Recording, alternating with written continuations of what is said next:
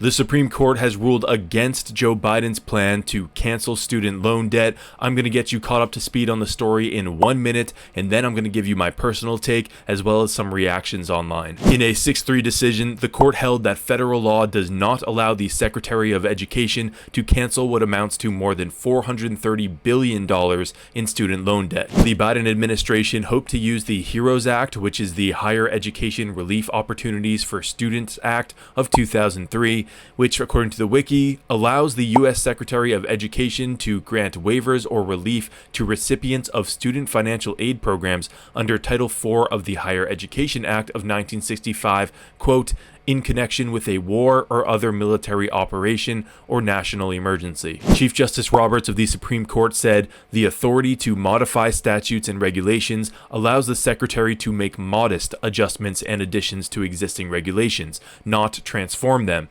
He went on to say the Department of Education's modifications to the law, quote, created a novel and fundamentally different loan forgiveness program than what Congress intended in the HEROES Act. Liberal Justice Elena Kagan dissented, saying, quote, the statute, read as written, gives the Secretary broad authority to relieve a national emergency's effect on borrowers' ability to repay their student loans. Joe Biden reacted to the rejection, saying, quote, they had no problem with billions in pandemic-related loans to businesses, including hundreds of thousands and in some cases millions of dollars for their own businesses, and those loans were forgiven, but when it came to providing relief to millions of hardworking Americans, they did everything in their power to stop it. As for my personal take, this always struck me as a ham-fisted approach because it doesn't solve the underlying problem of college tuitions going through the roof and the government offering blank checks to 17 and 18-year-old kids. Even if Joe Biden was successful, in 1 year, new students would be back in debt and we'd find ourselves in the same situation. Side note,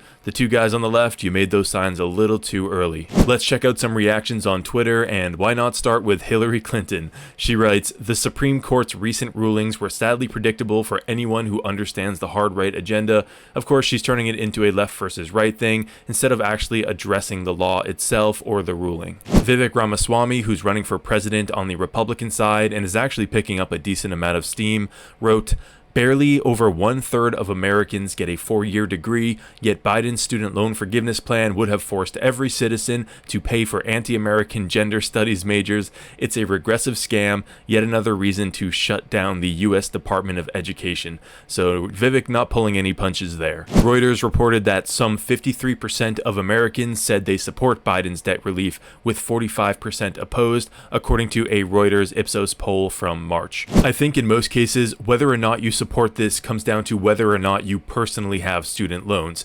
One thing's for sure, we're going to need an act of Congress, not an arbitrary decision by a presidential administration, in order to have any kind of real action on this that doesn't get struck down by the courts.